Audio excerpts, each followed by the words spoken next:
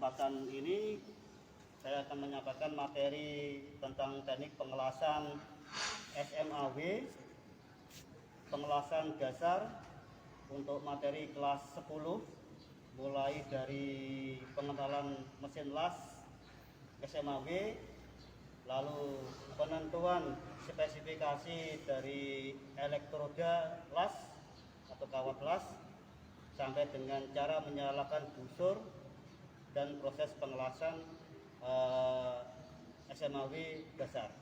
Baik, pada mesin las SMAW itu ada 3 jenis sesuai dengan arus yang keluar, yaitu yang pertama adalah mesin SMAW AC, lalu yang kedua adalah mesin DC, dan yang ketiga adalah mesin kombinasi AC dan DC.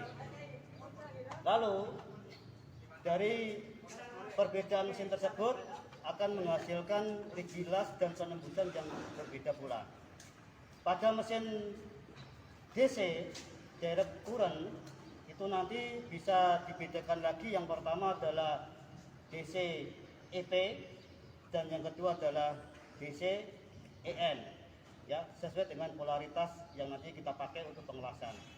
Pada pengelasan dengan menggunakan mesin AC, maka untuk rigilas penembusan yang dihasilkan adalah sama antara bagian cairan logam dari elektroda yang mencair masuk ke dalam material yang dilas itu adalah sama seperti bagian yang di luar dari material, atau seimbang, ya. Sedangkan untuk mesin DC yang terbagi menjadi 2, yaitu DC main atau DC negatif dan DC positif. Untuk DC positif berarti elektroda berada pada kutub positif. Jadi DC EP berarti kabel atau stang las, ya, atau stick holder itu berada pada polaritas pada kutub positif pada mesin. Sedangkan untuk material atau klem massa itu berada pada kutub negatif. Karena pada kutub positif itu adalah untuk elektroda, sehingga panas nanti yang diterima oleh elektroda akan lebih besar, yaitu 2/3 dari arus listrik yang keluar, dan sepertiganya adalah untuk benda kerja, sehingga panasnya lebih banyak ke elektroda. Karena panasnya lebih banyak ke elektroda, akibatnya pelumeran pada material kurang, sehingga penembusannya menjadi dangkal. Ya, jadi DCEP atau direct current elektroda positif itu adalah cocok untuk pengelasan material yang tipis pada penembusan yang dangkal. Kebalikannya, yang DCEN atau direct current elektroda negatif atau DC main atau DC negatif, di mana untuk elektroda itu berada pada kutub negatif, sedangkan untuk material atau base metalnya berada pada kutub positif. Sehingga dalam hal ini untuk material yang berada pada kutub positif akan mendapatkan panas yang lebih banyak daripada elektroda, yaitu untuk benda kerja atau plat yang jelas yang berada pada kutub positif panasnya adalah 2/3, ya, sedangkan untuk elektrodanya adalah 1/3. Sehingga dalam hal ini, karena materialnya lebih banyak menerima panas, sehingga akan mudah melumer atau mencair, ya. Dan elektroda yang hanya 1/3, pemanasannya kurang, materialnya yang lebih banyak menerima panas yang lebih besar, akibatnya yang terjadi pada proses pengelasan penembusannya akan dalam, ya. Jadi dalam hal ini untuk DCEN atau direct current elektroda negatif, ya, atau DC main atau negatif, cocok untuk plat yang tebal pada penembusan yang dalam, ya.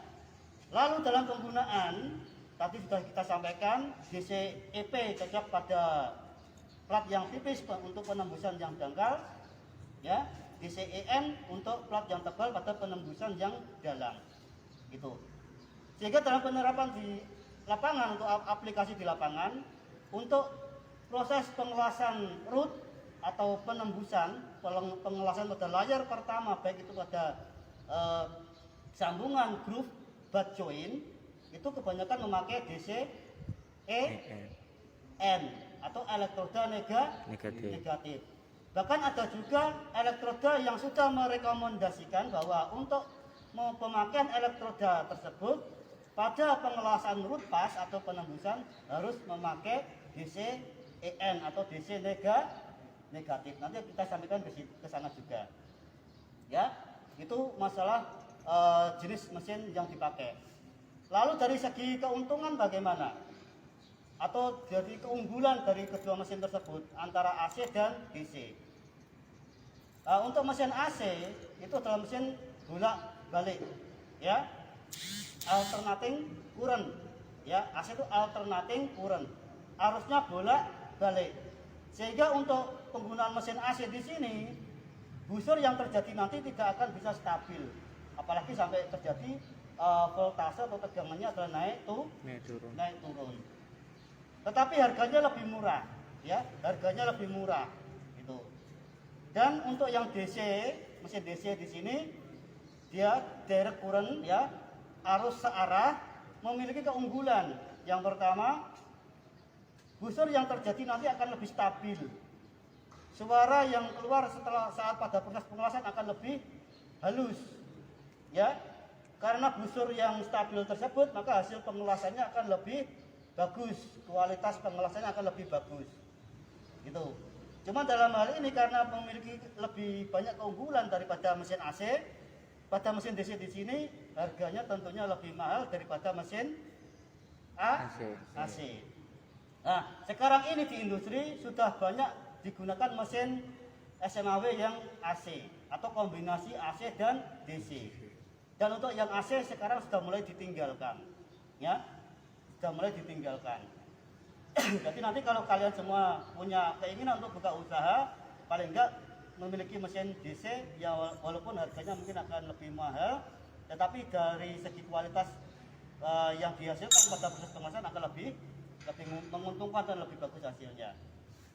Oke, itu mengenai polaritas, ya. Nah, dalam suatu job atau WPS nanti, dalam ketentuan yang harus dilakukan pada setiap seorang welder itu harus mengamati jenis elektroda, ya, lalu besarnya diameter elektroda, terus besarnya ampere yang sudah ditentukan itu nanti semuanya harus mengikuti WPS yang sudah disediakan. Lalu dalam hal ini untuk elektroda itu sendiri, ya, macamnya juga banyak. Kalau macamnya ada elektroda untuk baja karbon, ya, ada elektroda untuk stainless steel, ada elektroda untuk logam non ferro seperti halnya aluminium. Gitu. Nah, kita bicara mengenai elektroda khusus untuk baja karbon, ya, untuk MS, mild steel. Pada elektroda untuk baja karbon aja nih, jumlah dan spesifikasinya banyak. Kode elektroda adalah misalkan ya E6013. E itu adalah elektroda, ya.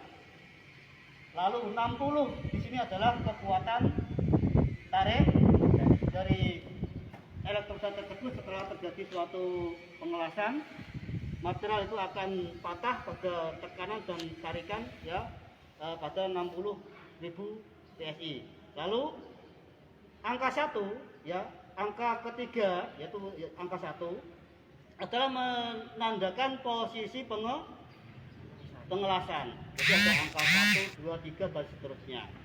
Angka 1 berarti untuk pengelasan segala posisi, ya. Apa saja itu? Berarti bisa untuk underhand di bawah tangan, lalu horizontal, vertikal, up dan down, maupun overhead atau di atas kepala. Itu angka 1. Lalu angka 2 untuk apa? Nah, silakan nanti kalian bisa melihat pada tabel ya yang sudah saya share di grup di FB itu. Ada tabel penggunaan elektroda. Nah, itu. Lalu angka yang terakhir, digit yang terakhir yaitu tadi 3 ya.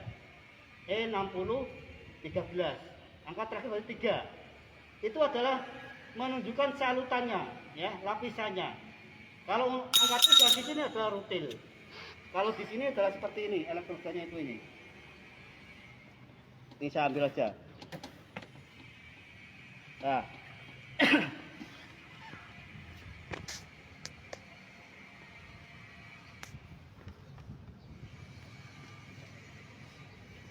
E6013. Ah, ini ya. AWS-nya ya. E6013. Untuk kode klasifikasi JIS-nya itu bisa E4313. Kalian kan kenalnya AWS-nya ya. E6013. Oke. Sudah. Ini. Saya megang elektroda dengan spesifikasi AWS E6013. Nah, dalam elektroda ini sudah dilengkapi dengan beberapa ketentuan yang nanti kalian pakai untuk mengelas. Ada parameternya. Jadi dalam menentukan besarnya ampere atau arus listrik di sini itu tergantung, yang pertama adalah diameter elektroda, tebal material, dan posisi pengelasan. Gitu, ya. Nah, untuk besarnya ampere di sini sudah ada di dalam tabel sebetulnya. Tetapi kalau misal kalian lupa dengan tabel tersebut, cukup kalian mengambil dusnya ini saja. Di sini sudah dilengkapi dengan ketentuan parameter dari elektroda yang akan dipakai nanti, yang dikemas di sini. Ini memiliki diameter adalah 3,2. Panjangnya, lengthnya ini di sini adalah 350 mili, ya, itu. Lalu recommended current atau rekomendasi arus yang dipakai. Ini pada posisi flat rata ya, di bawah tangan, di sini adalah ketentuannya 60 sampai 125 ampere. Jadi kalian cukup memakai parameter yang ada di dus. Ya. Lalu pada posisi vertikal maupun overhead ya, ini adalah 60 sampai 125 sama. Nah, terus untuk polaritas yang nanti dipakai itu bisa dipakai untuk pengelasan dengan menggunakan mesin AC maupun DC plus maupun minus, DC min maupun DC plus. Ya. Jadi elektroda ini itu adalah memiliki ketentuan parameter ya, bisa digunakan pada mesin AC maupun DC plus maupun minus. Pada posisi flat, pada posisi di bawah tangan maupun horizontal di sini 60 sampai 125 ampere. Lalu berapa yang dipakai? Berapa yang dipakai di sini mengacu pada tebal material yang dikerjakan ya, maupun ini ya. Jadi berapa ampere yang digunakan nanti adalah mengacu pada material yang dikerjakan. Misalkan materialnya hanya 4 mili ya, kalian kasih 125, itu kebesaran ya. Yang paling enak di sini, yang paling enak untuk menentukan besarnya ampere itu adalah ambil tengah-tengah ya. Nah, itu. Terus pada sambungan, misalkan antara sambungan grup dengan sambungan fillet, ini yang harus kalian ketahui. Sambungan grup dengan fillet dalam menentukan besarnya ampere sama-sama menggunakan spesifikasi yang sama, diameter yang sama, ampere yang diperlukan berbeda. Apalagi pada layar yang pertama, penembusan. Untuk fillet join ya, harus dikasih ampere yang cukup. Karena harus mampu untuk melumerkan, memanaskan material yang tegak maupun yang mendatar. Apalagi pada proses penetrasi di sini. Ya, misalkan di sini ketentuan maksimalnya adalah pada posisi flat ya, 1F ya misalkan. Maksimal 125. lebih baik kalian pakai 110. Itu sudah bisa melumerkan dua material yang tegak maupun yang mendatar. Kalau kurang gimana? Kalian pernah merasakan ya, kalau ampere kurang pada posisi flat joint ya, pada sambungan flat joint entah itu 1F, 2F, 3F, yang terjadi apa? Pasti banyak slack atau terak yang terjebak di las-lasan. Ya. Karena ampernya kurang. Atau mungkin hanya satu bilah plat saja yang akan melumer, yang satunya tidak. Gitu ya. Itu. Jadi antara butt joint, groove dengan flat joint dalam pemakaian ampere ini juga berbeda. Bisa dipahami? Ya, itu. Ini salah satu contoh. Lalu dengan penggunaan di sini, Mas, bisa di shoot ke sini. Ya. Ini direkomendasikan untuk pengelasan mil steel atau baja karbon. Ya. Jadi untuk stainless gimana? Ya. Karena tidak ada rekomendasi ya harus memakai elektroda yang sesuai. Jadi ini hanya dipakai untuk mil steel. Nah, lalu pada salutan jenis rutil, kalau salutan seperti ini ya, salutan.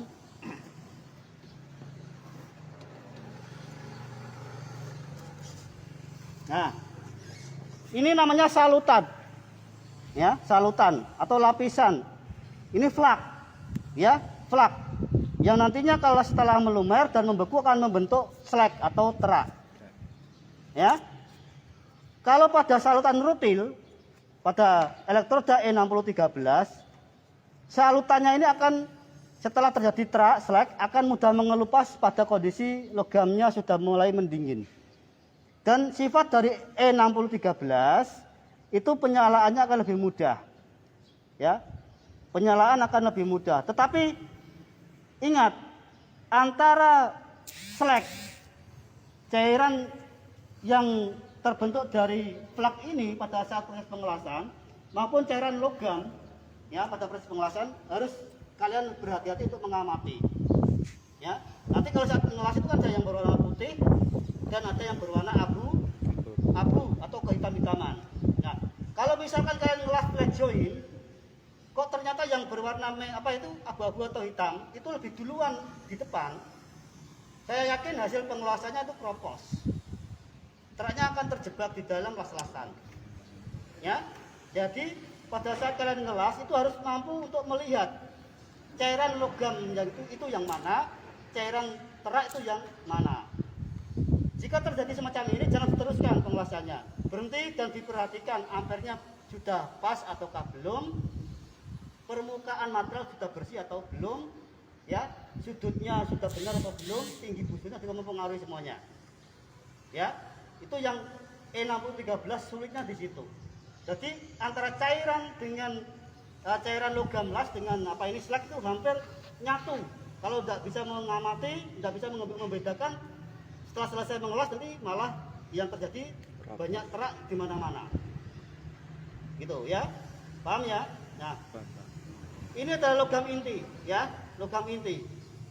Nah, ini logam inti. Ya, ini logam inti. Yang ini adalah salutan yang membentuk terak atau slag. Nah, lalu tentang elektroda dan jenis-jenisnya di sini. Yang pertama tadi adalah E6013. Sekarang yang saya pegang ini adalah E70 AWS E7016. Atau karena ini pabrik pembuatnya adalah Family Ars ya. Itu mempunyai kode lagi dalam kurung LB52U. Ya, ini kode yang dibuat khusus dari pabrik. Tapi AWS-nya adalah E70616. Nah, elektroda ini itu ada dua sebetulnya. 7016 ada dua. Kalau di pabrikan Family Ars Kobiwil, ya, ada yang LB52 saja. Ada yang LB52 ditambah huruf U. Nah, kalau ditambah huruf U ini itu biasanya khusus untuk pengelasan root pass atau pengelasan penembusan. Di sini sudah diperjelas di dosnya ini, Mas. Kita ambil biar kalian tahu, tidak salah untuk menentukan polarity. Nah, kita baca bersama-sama ini. recommended current di paling bawah tertulis DC main is only for root pass. Ya, seharusnya pada saat pengelasan root pass atau penetrasi memakai polaritas DC minus atau DC main. Khusus dalam penggunaan elektroda LB52U, ya, AWS-nya 7016. Kalau nanti dikasih DC plus, berarti kalian belum membaca secara utuh keinginan pabrik yang membuat elektroda ini. Sama-sama 7016, ya. Yang satu tadi adalah tanpa U, yang satu ini adalah dengan U. Slack atau terak las itu akan berbeda. Yang memakai huruf U, yang khusus untuk penetrasi, itu nanti slacknya akan seperti kaca, ya, seperti kaca las itu yang hitam. Teraknya, ya. Yang satunya 7016 yang tanpa U, LB52 saja, itu slacknya seperti yang 7018, karena salutannya di sini adalah sama-sama low hidrogen. Paham ya? Jadi elektroda ini adalah khusus untuk penetrasi pada pengelasan groove atau butt joint. Nah, seperti halnya tadi yang AWS E6013, di sini juga sudah diterangkan bisa untuk AC maupun DC, plus maupun main. Tetapi untuk penetrasi direkomendasikan untuk polaritasnya adalah DC minus. Untuk pengelasan fill, las isi maupun las tutup, boleh memakai AC, DC main maupun DC plus. Khusus penetrasi DC minus. Bisa dipahami ya? Nah, nanti bisa diperlihatkan. Lalu yang ini saya ada 3 jenis elektroda. Nah, ini adalah E7018, ya, E7018. Salutannya sama, angka terakhir berapa? Yang tadi 6, yang ini 8. Angka 6 dan 8, jenis salutannya adalah jenis salutan itu adalah low hidrogen. Ya, itu. 70 adalah kekuatan tarik, 1 adalah posisi pengelasan. Nah, di sini ada ketentuannya. Jadi nanti kalau kalian uji kompetensi memakai elektroda ini, cukup melihat ini, Mas. Pada posisi flat itu berapa ini? Berapa, Mas, ini?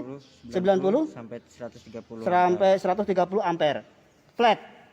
Ya. Lalu posisi vertikal dan overhead 80 sampai 120. Silakan pakai ini aja. Ya, sini polaritasnya. Ya. Oke. Wah, cukup berat. Ini 5 kilo. Diameter 3,2. Oke, itu mengenai elektroda. Sekarang untuk menentukan spesifikasi, menentukan diameter elektroda dan besarnya ampere, yang pertama yang harus kita lihat adalah material. Jenis materialnya itu dari logam apa? Ya, apakah dia logam ferro dari mild steel ataukah stainless steel? Jadi dalam hal ini misalkan materialnya adalah stainless steel, berarti elektrodanya ya harus memiliki karakter logam yang sama. Harus elektroda stainless steel. Ya, gitu. Terus berapa tebal material yang dilas untuk menentukan diameter elektroda. Ya. Misalkan tebalnya hanya 3 mili atau 2 mili. Ya. Atau mungkin 1,5 mili. Kalian terus ngambil 3,2. Itu berarti sudah salah. Kebutuhan untuk mencairkan atau menyambung logam tersebut tidak perlu ampere yang besar. Sedangkan untuk elektroda yang 3,2, tadi ampere yang terkecil adalah berapa, Mas? 90 misalkan. Jebol nanti, ya. Jadi diameter yang pas ya 2,0 misalkan, atau setidaknya kalau terpaksa 2,6.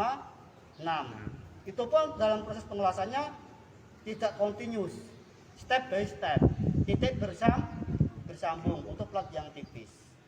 Bisa dipahami ya? Nah, oke.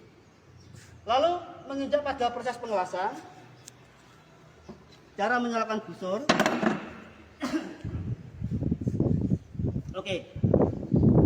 Untuk cara menyalakan busur ada dua. Ya. Dengan sentuh-sentuhkan atau digoreskan. Itu umum yang dipakai. Digoreskan. Nah, sekarang mana yang dipakai? Ya, sebetulnya semuanya bisa. Sekarang kita tinggal mau memakai helm las yang model apa. Ini yang perlu diketahui. Saya taruh sini aja. Nah, misalkan nanti kalian pakai kedok ini mas, ya, pakai kedok ini, tentunya tangan kiri megang kedok las.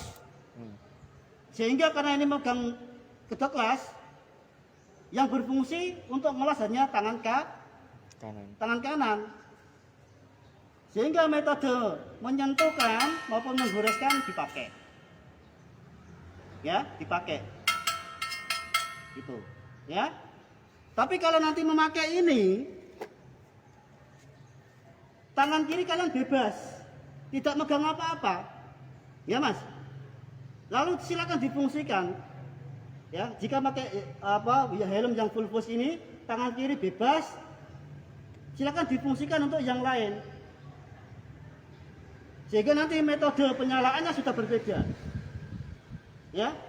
Yang terbiasa memakai helm kedok las ini, terus memakai yang ini, tidak akan bisa kalau tidak dilatih. Bingung. Ya Mas ya? Karena caranya berbeda. Kalau yang ini tadi dengan cara digores-goreskan atau disentuh-sentuhkan bisa. Ini ya. Nah, ini diarahkan pada material yang mau dilas, misalnya ini di sini titiknya, arahkan dulu. Jangan disentuhkan dulu ya. Beberapa mili. Ya Mas? Beberapa mili langsung tutup. Langsung tutup, jangan kebalik. Ini baru gini, ya nanti kecolong. Arahkan dulu. Oke, tutup. Dia akan terjadi percikan busur las. Sehingga nanti area yang akan disambung kelihatan. Menjadi terang. Tinggal nanti untuk menentukan tinggi busur dan sudut elektroda. Kalau kalian sempat ngelas kok masih matanya merah, berarti metode penyalaannya masih salah. Jadi arahkan dulu, jangan nyentuh, langsung tutup saja. Jangan khawatir nanti kemana-mana. Tapi ini arahkan dulu. Mau di daerah sini ya, nah, saya arahkan gini. Tak gitu, akan terjadi percikan, baru turunkan sampai dengan ketinggian busur yang diminta. Ketinggian busur yang diminta yang normal itu adalah sebesar diameter elektroda. Tinggi busur ujung elektroda sampai dengan material yang dilas. Yang normal sebesar diameter elektroda yang dipakai. Paham ya? Kalau terlalu tinggi nanti banyak spatter, banyak percikan. Ya, polumeran akan berkurang sehingga nanti yang terjadi adalah mungkin hasil pengelasannya kurang rapi, banyak spatter, penembusannya juga kurang. Ya, itu. Kalau terlalu dekat, kemungkinan sering mati. Ya, penembusannya menjadi sempit, lengket-lengket. Sehingga yang benar itu adalah 1 kali diameter elektroda untuk menentukan tinggi busur. Oke, paham ya? Oke, selanjutnya, jika tadi memakai yang full face ini, beda lagi. Kalau kalian kan sudah terbiasa pakai ini, ya. Tapi nyatanya banyak yang masih belum mengetahui. Ya, sebetulnya sangat menguntungkan memakai helm ini. Kalau ada orang mengatakan ngelas kok pakai 2 tangan, itu malah justru mereka yang salah. Mereka yang salah. Nah, untuk apa tangan kiri yang bebas ini tidak digunakan untuk membantu proses pekerjaan mengelas. Nah, untuk helm yang ini, misalnya saya langsung pakai. Pertama, ini saya buka. Ya, Mas. Saya buka ini, ya. Nah, lalu elektroda ini saya sentuhkan. Nyentuh, ya. Kalau yang pertama tadi tidak nyentuh, sekarang ini nyentuh. ngesop. Ya Mas? Iya. Kita tutup, baru dipatahkan. Ya, patahkan, diangkat setinggi diameter elektroda maupun sudutnya. Akan lebih menguntungkan. Kalau pakai yang ini tadi, ya, kalau pakai yang ini, nah, kalau tidak terbiasa beragapan, nah, bahkan titiknya itu kemana-mana. Tapi kalau sudah terbiasa bisa diarahkan, tutup, ya, tutup. Tapi kalau yang pakai yang full face ini akan lebih enak lagi, ya. Nah, nih, tek ya. Kira-kira nyala nggak? Enggak. Tidak ya? Cukup ngesop. Nah, terus tutup. Baru dipatahkan, tak gitu, dinaikkan tinggi busurnya, baru sudutnya, terus baru jalan. Sambil jalan ini naik tangannya, ya. Naik tangannya biar nggak terbakar, jangan di bawah terus, ya nanti kobong. Ya Mas? Nah, ini. Terus naik sambil jalan. Apakah nanti harus hanya lurus saja ataukah sambil diayun? Nah, tangan kiri ini, ya, tangan kiri itu untuk membantu menstabilkan busur, mengatur tinggi busur, mengatur kecepatan pengelasan, bahkan membantu ayunan. Ya, gitu. Kalau tangan satu saja yang sini, kadang keder gini. Nah, apalagi saat terjadi penyalaan busur yang pertama, sudah keder. Nah, gini. Nah, ya. Jadi justru mengelas dengan menggunakan dua tangan itu sangat menguntungkan.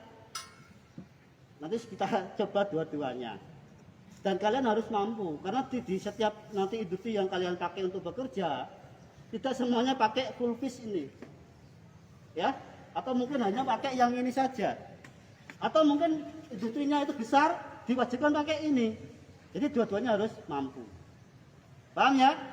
Oke, sekarang saya coba perbedaan flagnya juga nanti biar kelihatan. Ini yang saya pegang ini adalah 7016 LB52U. Yang pertama pakai ini. Yang kedua pakai ini, ya, oke. Karena saya pakai yang kedua kelas, pakai ini, jadi ya pakai helm aja ya, gitu. Nah ini kita kasih polaritas karena kita nanti hanya untuk latihan membuat rigi, tidak untuk sambungan penetrasi ya. Kita pakai DC plus saja. Kita hidupin. Ini diameternya 2,6. Kita ambil ampere ya sesuai dengan rekomendasinya. Di situ tertulis nanti ada 40 sampai 90 atau 80. Kita ambil ya misalkan 60 atau 70 tengah-tengah gitu ya untuk posisi flat. Kita rubah ini ampernya. Misalkan kita ambil 70 aja.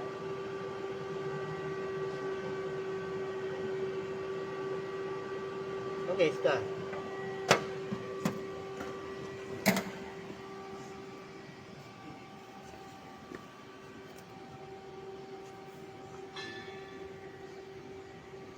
Versi tetap yang pertama.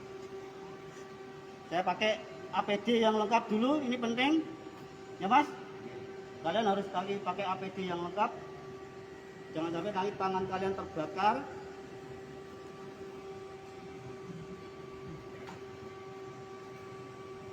Bahkan mungkin ini ya ada apron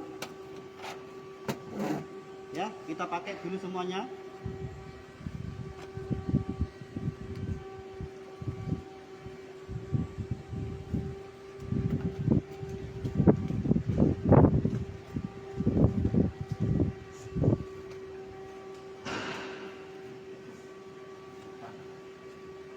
Coba kita biasakan untuk memakai alat pelindung diri yang lengkap.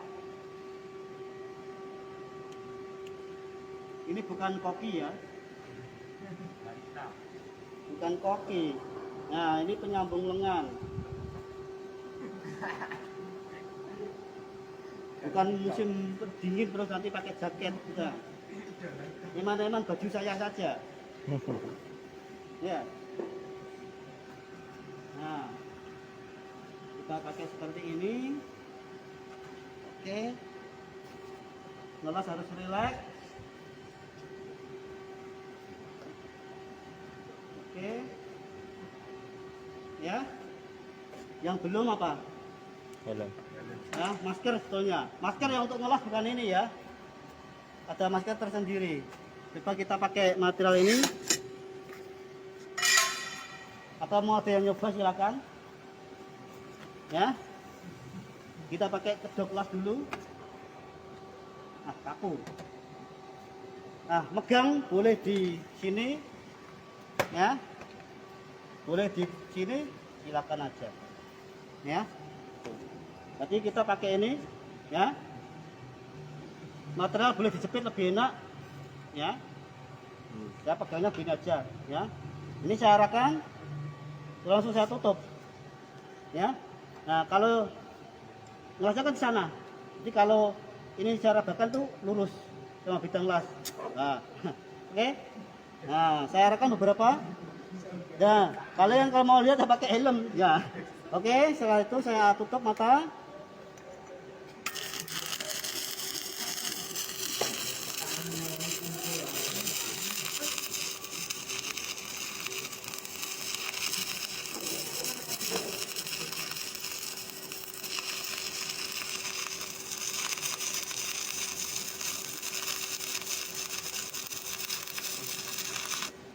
Oke. Nanti akan kelihatan kalau percikannya itu banyak, itu berarti busurnya terlalu tinggi. Atau elektrodanya lempem. Ya, tinggi busurnya sudah benar, kecepatannya sudah betul. Kok masih ada spatter? Bukan berarti weldernya yang goblok, ya.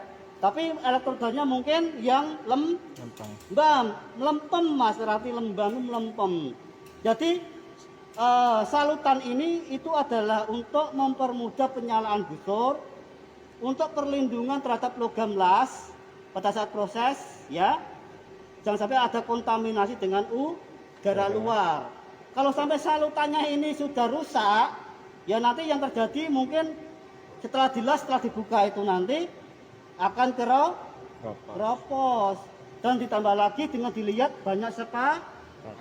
Nah, ini adalah dengan memakai elektroda ini, ya, 7016 LB52U. Salutannya apa ini? Salutan akan membentuk slag, warnanya kayak kaca, Mas, ya. Kalau ini dibuka nanti akan kelihatan. Itu. Kita buka coba. Kita buka. Wah, saya lupa nyiapin apa ini? Nyiapin. Nah, palu terak. Ya, ini, Mas, ya.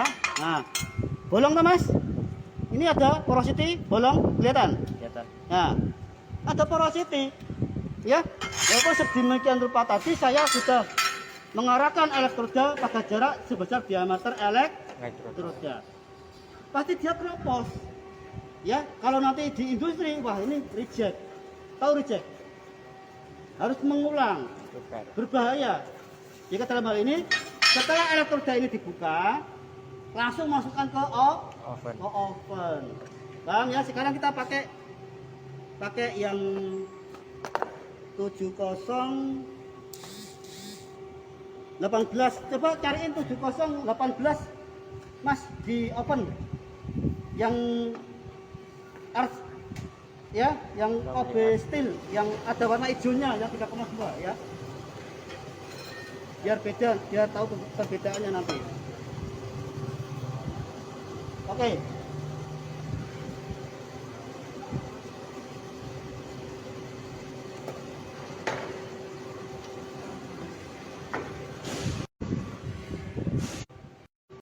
Karena kalian kan pakainya sering ini. Paling enggak untuk pakai yang kedok tadi sudah tahu caranya. Ya, selama ini saya nggak pernah sakit, kecuali sakit mata karena asap. Ya, asap. Ingat, kalian sudah benar tekniknya, sudah betul. Kok masih nanti sore hari kok masih apa ini pegel-pegel ya matanya? Itu bukan berarti karena kena sinar las, tapi karena asap, ya Mas, yang mengganggu mata kalian. Sehingga dalam hal ini setiap kalian nanti praktek, blowernya harus dihidupin. Atau setelah ngelas, jangan didekatkan dikipas-kipaskan ya supaya asapnya keluar. Paham ya? Itu. Dan malah dihirup api ya, padahal ini masih ada asap. Dan nanti saat itu kalian nggak merasakan, tapi nanti setelah selesai sore hari kok ngantuk ya? Kok ngantuk ya? Itu karena asap, bukan karena sinar las.